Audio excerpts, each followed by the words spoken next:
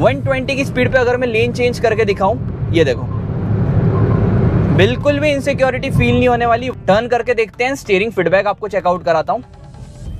ये चेक करो, easily recentre हो रहा है। 3 सिलेंडर इंजन है, कहीं भी नॉक होके बंद नहीं पड़ा। मतलब आप सिटी में चला रहे हो, सोच रहे हो कहीं आपको वाइब्रेशंस या नॉकिंग वगैरह तो फील नहीं कराएगा। देखो सेकंड गियर पे गाड़ी क्रॉल हो रही है। और अगर मैं यहाँ पर थ्रॉटल देता हूँ, अब बलिनो देखोगे, फ्रॉन्क्स देखोगे, उसमें आपको 4 सिलेंडर इंजन मिल जाता है। ओवरऑल देखो विजिबिलिटी, कहीं भी ब्लाइंड स्पॉट नहीं है। ये आप देखोगे, यहाँ पर भी पिलर्स देखोगे, कहीं भी ब्लाइंड स्पॉट नहीं है। बढ़िया तरीके से आप गाड़ी यहाँ पर चला सकते हो।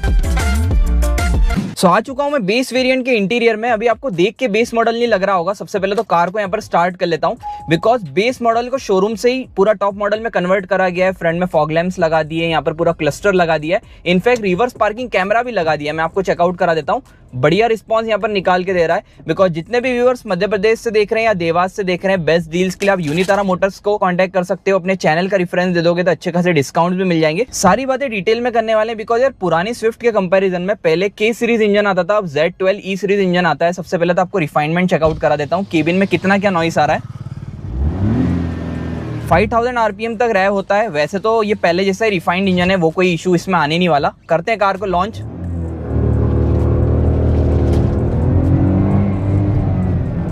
6000 आरपीएम तक रैव होता है। और ये 3 सिलेंडर इंजन इतना गजब का पुल देने वाला है ना आपको, मतलब पावर की कमी कहीं से कहीं तक महसूस नहीं होने वाली।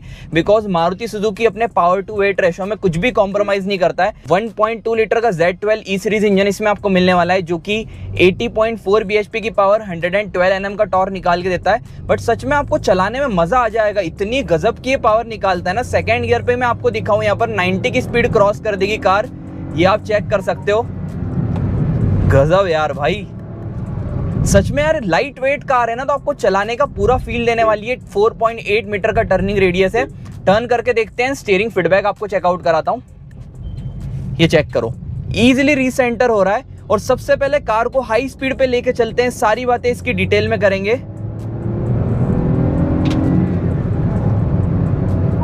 नो डाउट 100 तक की स्पीड आपको केबिन में फील ही नहीं होने वाली है। और अगर आप इस कार को हाई स्पीड पे ले जाते हो, कहीं भी आपको रिफाइनमेंट से रिलेटेड या कुछ भी आपको अंदर इनसिक्योरिटी फील नहीं होगी। 120 की स्पीड पे अगर मैं लेन चेंज करके दिखाऊं, ये देखो बिल्कुल भी इनसिक्योरिटी फील नहीं होने वाली। 120 के बाद हाई स्पीड वार्निंग अलर्ट आ जाता है। एंड यहाँ पर अगर मैं थोड़े हाई स्पीड पे ब्रेक पे आपको टेस्ट करके दिखाऊं, 140 की स्पीड यहाँ पर गेन कर लिए।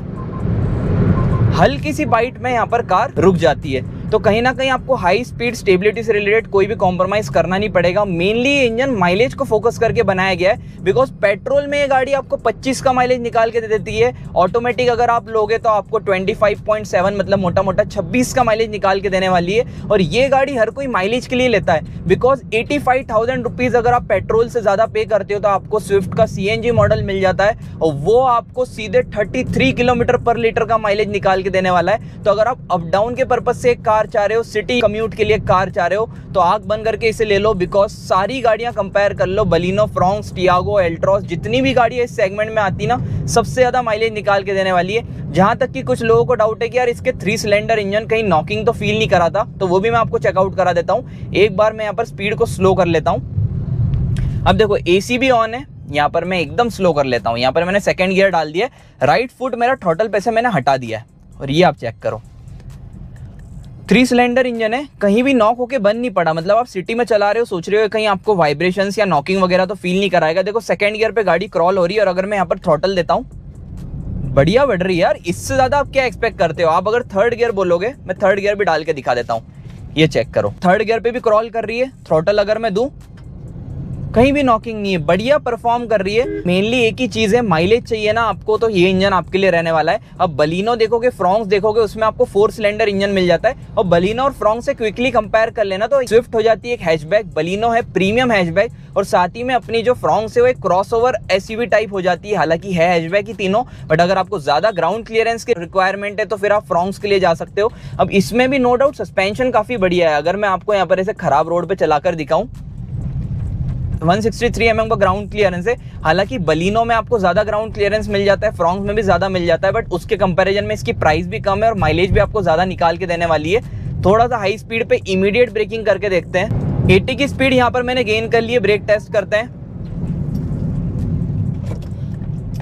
देखो बढ़िया ब्रेकिंग है। और स्विफ्ट एक इतनी कॉम्पैक्ट कार है ना, आपको कम जगह से टर्न करने में कोई भी इशू नहीं होगा। From the base variant flat bottom steering wheel मिल जाता है। एंड गाइस बिलीव मी, इतना लाइट क्लच एंड स्टीयरिंग है ना, इतनी कम जगह में देखो आप इजीली टर्न हो जाएगी कार। ये चेक करो,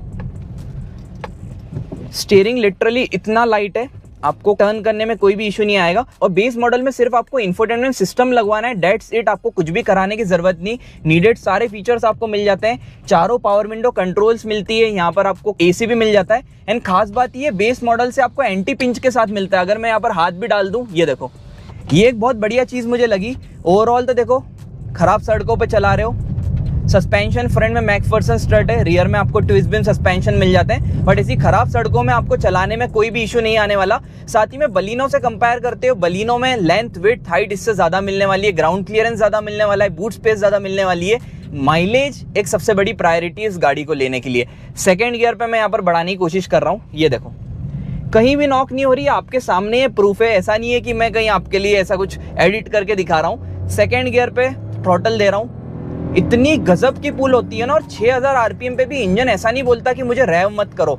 मतलब आपको अगर भगाने का भी शौक है तो भी आप इस गाड़ी को इजीली पुल कर सकते हो। देखो जहां तक कि सेफ्टी की बात आती है, इस कार ने 5 स्टार स्कोर कर लिया है। एबीएस ईवीडी जैसे सारे फीचर्स आपको इसमें मिल जाते हैं। साथ ही में आप देखोगे तो इसमें 6 airbags from the base variant मिल जाता है, ट्रैक्शन कंट्रोल भी मिल जाता है। बट मेनली गाइस देखो, मैं एक ही चीज मानता हूँ, 80-100 चला रहे हो आप, सारी गाड़ी में सेफ हो। फिर भले ही आप 120-140 चला रहे हो तो कौन सी सेफेस्ट से सेफेस्ट कार में भी बैठे हो तो वहां पर भी आप सेफ नहीं हो। मैं एक ही चीज बोलना चाहूंगा, तो इंडियन रोड्स में 80-100 की स्पीड इनफ है, आप आराम से चलाओ। साथ ही में से ट्रैफिक वाले रन में आपको कोई भी इशू नहीं आने वाला है, बिकॉज जैसा कि मैंने बताया क्लच काफी लाइट है। तो डेली अगर आपकी ऐसी सिटी रनिंग है तो मैनुअल में भी कोई इशू नहीं आने वाला। बाकी आप चाहो तो AMT भी ले सकते हो।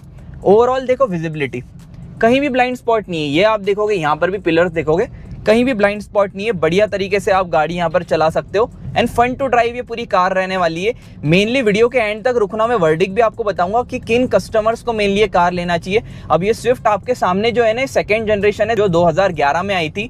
पहली स्विफ्ट मेरे ख्याल से 2004 या 6 में आई थी, देन 11 में आई थी, देन 19 में आई थी, थर्ड जनरेशन है। ये लेटेस्ट है जो 2024 में लॉन्च हुई है। बाकी प्राइस कम कर दी, एक बहुत बढ़िया चीज है। 6.5 लाख रुपए में आपको एक कार मिल रही है, इससे बढ़िया गाड़ी क्या ही मिलेगी आपको। ओवरऑल तो देखो, इंजन रिफाइनमेंट की जहां बात आती है ना, आप इस इंजन को फॉर श्योर ट्रस्ट कर सकते हो। बिकॉज अब मारुति अधिकतर गाड़ियों में 3 सिलेंडर इंजन ही दे रहा है। और पहले से 1 लीटर में तो आता था, बट अब 1.2 लीटर में भी कर दिया है। बट पावर तो यार क्या ही प्रोवाइड कर रही है। आप एक बार चला कर आओगे ना, इतनी लाइट वेट कार है, उसी से आपको जो चलाने का फील मिलने वाला है वो बहुत ही गजब का है। मतलब 100-120 पे भी आपको मजा आने वाला है इस गाड़ी को चलाने में। और माइलेज की जहां तक की बात आती है, हालांकि इसमें अभी यहाँ पर दिखा रहा है कि नहीं, I don't know. Upper variants में शायद यहाँ पर रियल टाइम माइलेज वगैरह दिखा देता है। तो माइलेज आपको आराम से 25 से 27 किलोमीटर पर लीटर का निकाल के देने वाली। और इंडिया में इस सेगमेंट में पेट्रोल में एकमात्र ऐसी गाड़ी है जो आपको इतना माइलेज निकाल के देने वाली है। जिग जैग ड्राइव करना चाहते हो, जो कि मैं रिकमेंड नहीं करता हूँ, बट ये आप चेक करो, कॉन्फिडेंस की कमी कहीं से कहीं तक महसूस नहीं होने वाली। और इंडियन रोड पे अधिकतर गाड़ियां भी आपको मारुति की दिखेगी, बिकॉज सेल्स फिगर इतना है। अब मेनली वर्डिक की बात करते हैं, एल्ट्रॉस, टियागो, बलिनो, फ्रॉन्क्स, बहुत सारे कंपटीशन आ जाते हैं। मेनली आपको एक लग्जरी प्रीमियम हैचबैक चाहिए, बलिनो की ओर चले जाओ, i20 की ओर चले जाओ, बहुत सारे ऑप्शन है।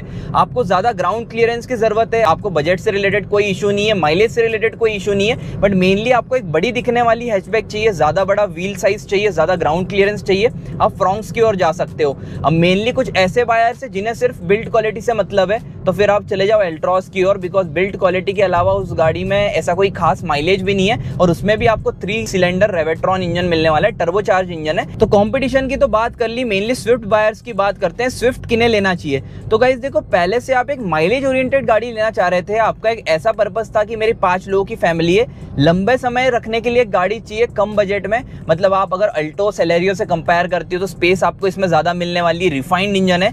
मेनली एक माइलेज ओरिएंटेड कार चाह रहे थे जो कि रिलायबल भी हो, लो मेंटेनेंस भी हो, और in future reselling point of view से बहुत बढ़िया हो। मतलब मैं 2-4 साल की बात नहीं कर रहा हूं, एक ऐसी गाड़ी लेना चाह रहे हो 7-8 लाख रुपए में, जो 8-10 साल रख सको, 10 साल बाद भी बेचने जाओगे तो आपके पैसे बिल्कुल भी ना टूटे, देन फॉर श्योर ये गाड़ी आपके लिए रहने वाली है। और अब GST 2.0 के बाद 1 लाख कम हो चुकी है, मतलब आपका 2-3 महीने पहले भी प्लान था ना, तो अभी आप दिवाली पे या नए साल में ले सकते हो, बिकॉज बढ़िया टाइम रहने वाला है। 1 लाख रुपए सेव कर रहे हो तो मतलब बेस मॉडल को या तो आप टॉप बना लो, या फिर आप EMI पे लेने का प्लान कर रहे हो तो आपका इंटरेस्ट पूरा फ्री होने वाला है। कुछ इस कंसेप्ट से आप गाड़ी को ले सकते हो। ओवरऑल अकॉर्डिंग टू मी इस गाड़ी को लेकर कोई भी इशू आपको आने नहीं वाला है। दबा के ये गाड़ी बिकती है तो आप फॉर श्योर इसे कंसिडर कर सकते हो। आज के ड्राइव वीडियो को एंड करते हैं गाइस। आई होप आपको वीडियो में मजा आया होगा। यहाँ तक देखिए अच्छी लगी हो तो यार लाइक करना, चैनल को सब्सक्राइब कर लेना। सो मिलते हैं इसी इंटरेस्टिंग कंटेंट के साथ।